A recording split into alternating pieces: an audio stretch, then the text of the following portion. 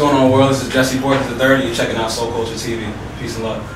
Jesse Boykins III is a 24-year-old passionate dreamer that just so happens to know how to sing and make dreams songs. I remember I used to engineer for a lot of artists out now that are doing really good. Like I remember Mickey Fax. That's one of my homies. He used to come to my studio at New School, and I used to engineer for him randomly. Like he would call me like, "Yo, I'm downtown. I got this leak." You know, the leak series he came up. I was engineering every week. That was me. Okay. Yeah, so like stuff like that. And then he was like, "Yo, you sing?" Like, yeah. So I started singing on his tracks, and since through Mickey, you know, the blogs and everybody else started hitting me up, and that's pretty much how I got an online buzz. Strangest feeling safe with each other. You had purpose, here's my lover. Now you're taking shots of me.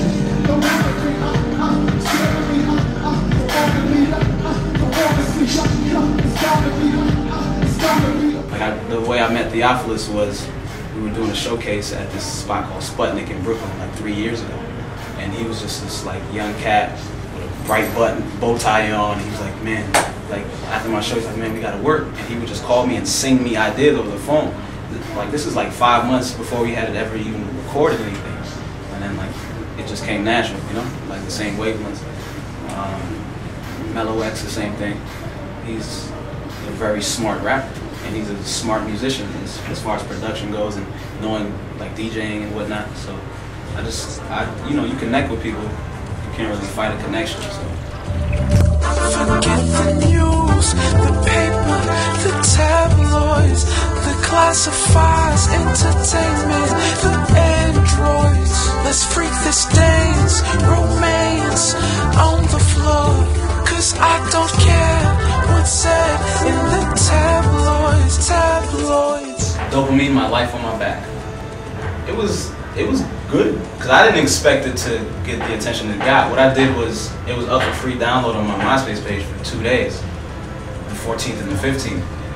And I think I got like 3,000 downloads in 2 days, and all these blogs started posting about the album or whatever. I started having people requesting to review it. And it was only like 8 songs, every song was like 3 minutes. It's a 25-minute EP, you know, I didn't really think anything of it. I did it in like 2.5 months. Me and my boy, we just didn't leave the studio, you know. And it was more so for me than anything. Like I didn't make an album to put out to like, I'm gonna get some fans of this. I just did it so I could get something off my chest that I was feeling at the time. The thing with Dopamine was like I said, it was just for me just to put out. So I didn't want to be represented for Dopamine. I didn't expect to get as much attention as I did. I just wanted like a little buzz, that's cool, okay, and then I put out this next album, you know. But I got a lot of attention for it, so right when I started seeing that, I'm like, I gotta put out another project, because a lot of people were complaining that it's only 25 minutes long.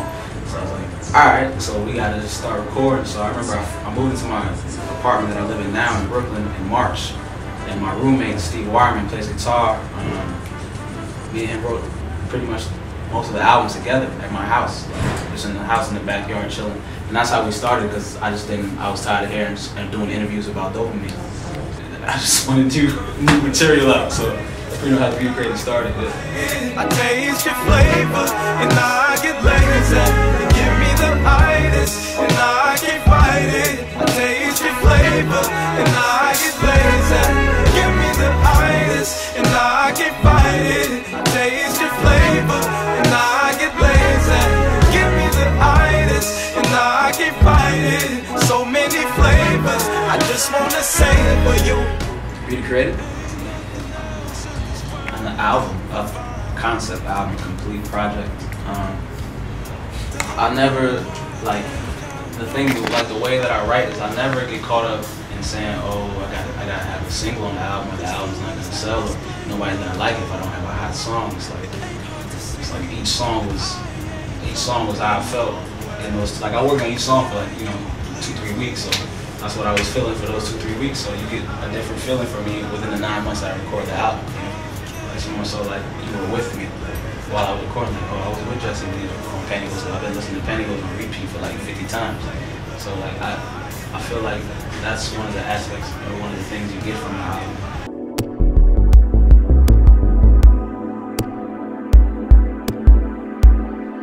Love Apparatus.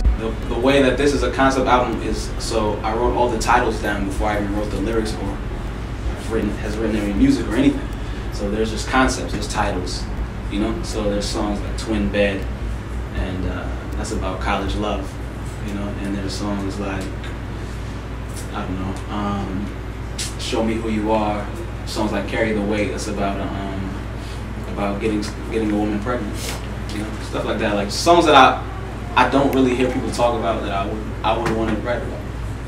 So now, lost in myself, oh, can she help me? 'Cause I need her help, but I'm a loner, and I can't find well, 'cause I'm so lost in my zone. A song called Zoners Interlude. It's about just being an individual and not wanting to let anyone in at all and tell them what you're thinking. The way that I write is I try to bring somebody in with a catchy hook and then put substance in the verses, like every other song, you know. But it's harder to do in soul music and be like, you know, deep. So I really pride myself in that. Like songs like Pantyhose is not about pantyhose. It's really not about pantyhose at all, you know.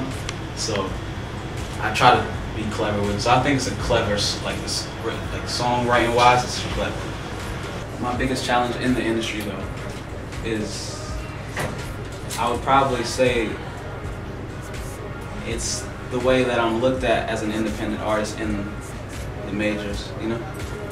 I feel like I've been to so many meetings and sat down with so many people and, you know, and whatnot, and talked and had dinners and all that. But at the end of the day, I mean, I feel like some people are afraid of the fact that I'm smart.